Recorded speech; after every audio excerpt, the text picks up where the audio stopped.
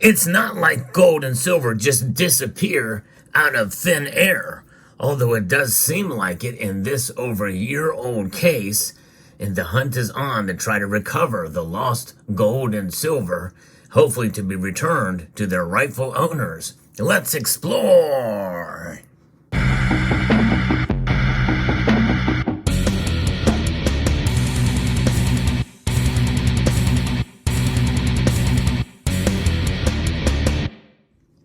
In an update to a case that I had first reported on over a year ago, well, there is a case now of federal investigators that are looking to find at least $75 million worth of missing gold and silver that has disappeared from a Delaware warehouse.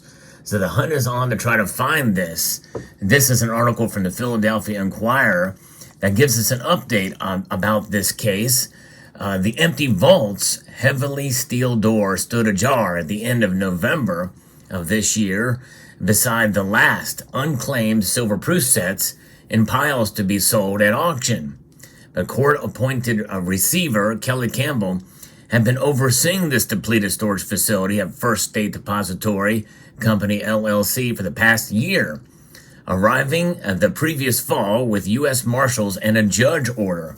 He and auditors from Baker Tilly checked the coins against records showing around $140 million in gold and silver, but much of it was missing, completely gone.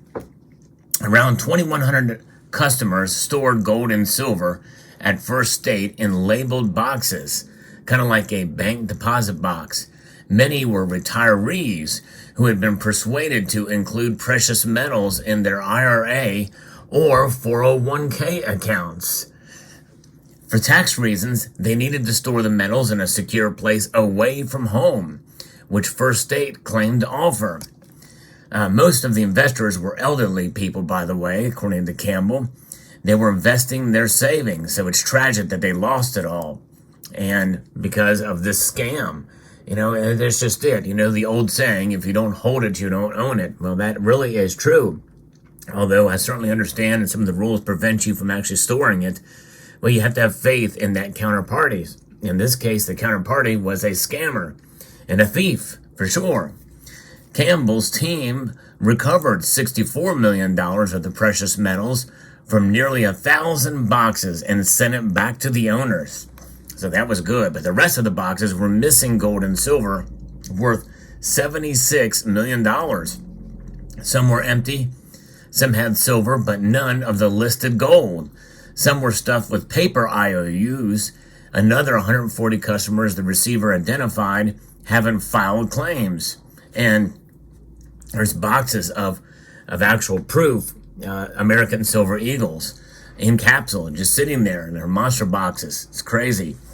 First State Depository Company, LLC, has been hit with a string of federal criminal and civil complaints and has been taken over by Campbell. The company has been ordered to pay restitution for the missing metals plus penalties in a civil settlement with the Federal Commodities Futures Trading Commission. First State's founder, Robert Leroy Higgins, who has testified he spent more than 40 years as a trader in precious metals and money, now faces 2 sets of criminal fraud charges. He's out on conditional release while awaiting trial. Well, I would be watching him very, very closely. He may skirt away. That's pretty scary. And somebody who's been in it for that long got greedy. Who knows how many other people he may have defrauded before this case. Now, last summer, federal agents conducting a court-approved search of Higgins' home found 2 pounds of gold coins worth around $72,000. Not enough to dent investors' losses, in a bedroom ceiling in his $1 million home near Westchester. So obviously he was hiding it and up in the ceiling. Most of the restitution has yet to be paid. Higgins' lawyer, Pennsylvania attorney Jeremy Gonzalez Ibrahim, says case documents tell a one-sided story. He declined to say more, citing the pending cases. We'll see how this works out and what kind of arguments that the defense brings. But when stocks, bonds, or online dollars are traded or stolen, The transaction leaves a record for forensic investigators to trace what happened to the assets. But Campbell said when you are talking about coins or silver bars, and when they're missing, there's no trail. Folks, there's a lot we can learn from those two sentences here. It's pretty amazing because, yes, you see the transactions that are digital. And even when you buy silver and gold online, you do leave a trail. There's no question about that. And this is before the threat of a central bank digital currency, which, by the way, is coming in due course. We don't know exactly when, but they're already gearing up for it. And so some people will say, well, hey, there is a digital record where you bought this coin off of eBay or through an online bullion dealer with a credit card or even an e-check. They can trace and track that. Yes, they can. Of course, once you have the silver and gold, that's where it stops because no one knows what you did with your silver and gold after you bought it. You could have sold it to somebody down the street on Craigslist or just somebody, as a cash transaction. So at that point, the digital trail stops, which is kind of interesting, and that's a good thing about gold and silver. Now, obviously, the bad news is, well, once you have gold and silver in your possession and then it's taken from you, it's very hard to track down especially if you melt down that gold and silver or doesn't have any unique identifiers like a serial number and it's not melted down. So precious metal storage is one of the niche industries in America's corporate capital, which is Wilmington, Delaware. Beginning in the 1970s, the former Wilmington Trust Company piled gold bars in 55-gallon drums of silver coins on skids in vaults below its high-rise headquarters on Wilmington's Rodney Square and tracked them for futures and options traders at the New York Mercantile Exchange and other markets. It's pretty interesting to see how that was stored in these drums, and Wilmington, Delaware being ground zero for some of this storage for some of these markets. Such traders can buy and sell fortunes daily, free of state taxes in Delaware, and that's one of the reasons why they do it there.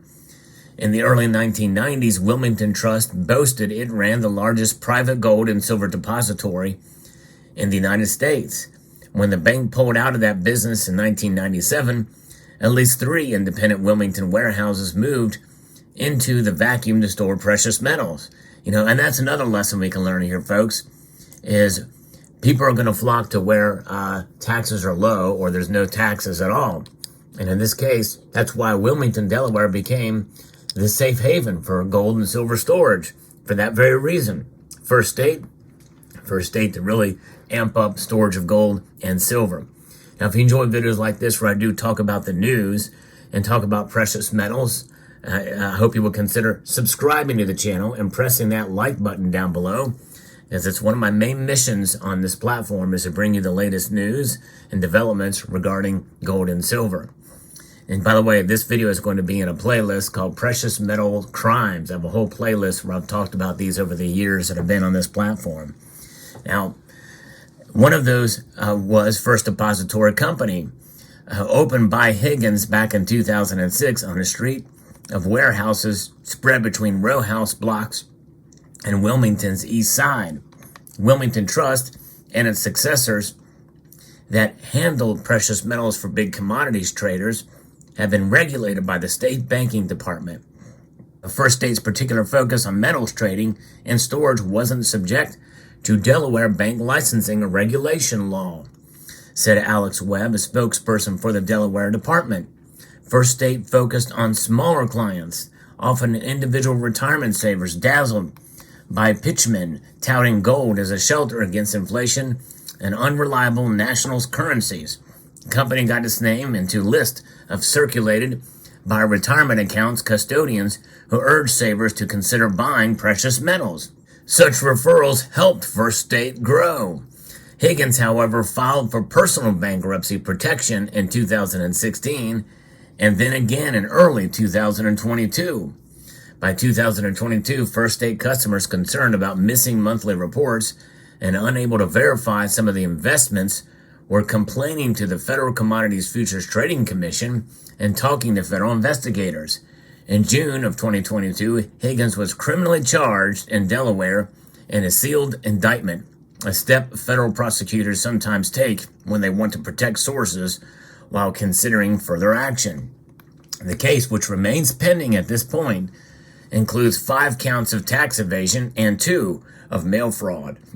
It used business expenses to pay personal expenses, according to IRS Special Agent Antonio Lepocolo, which testified as such in a hearing in April of 2023.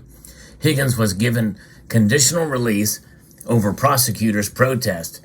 In August, he filed for bankruptcy yet again.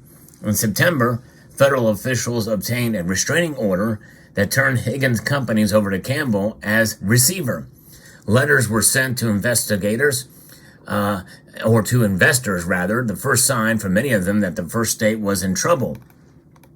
When Campbell took charge of First State's warehouse, truck yard, and interior vault, much of the metal was gone and untraceable. Unlike stocks or bonds, silver isn't marked with owner's codes, and even stamped gold can be readily melted into other forms.